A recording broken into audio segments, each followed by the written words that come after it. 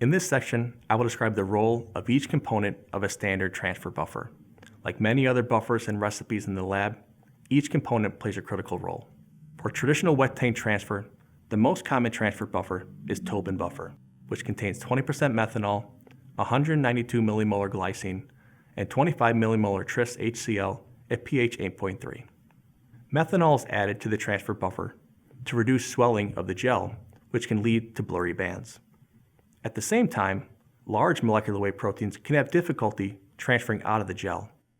Reducing methanol concentration to 10% can promote swelling of the gel, allowing the release of your proteins from the gel matrix. With either methanol concentration you choose, ensure to equilibrate your gel in transfer buffer prior to assembling the transfer sandwich. Methanol also strips SDS from proteins, allowing them to bind to the membrane. So typically methanol is not reduced to less than 5%.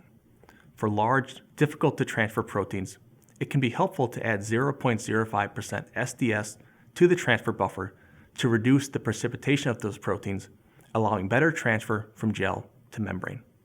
Transfer buffer also utilizes the same Tris-glycine components from the SDS page running buffer, which provides sufficient electrolytes to conduct the electrical current. I know assembling the transfer sandwich can be tedious, but your careful technique will be rewarded later. So now it's time to grab your pre-soaked transfer pads, membrane, and equilibrated gel. First down is the fiber pad or sponge with a piece of filter paper on top. Then the gel is placed on the filter paper and gently rolled to remove air bubbles. The membrane is then placed on top of the gel and again rolled to remove air bubbles.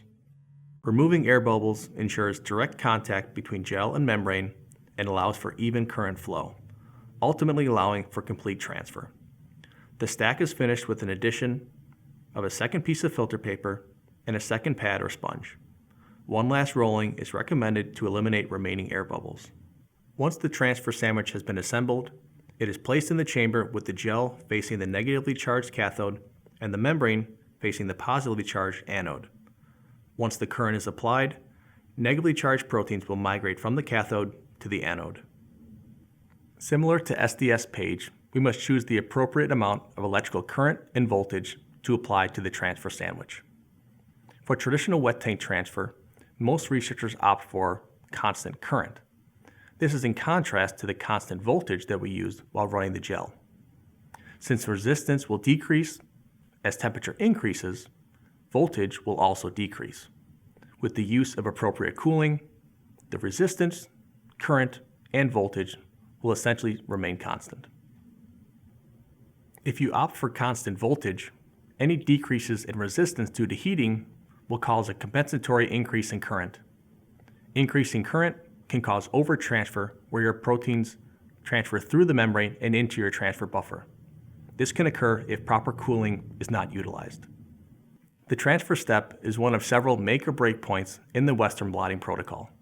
If your proteins never make it to the membrane, they'll never be detected by the antibodies.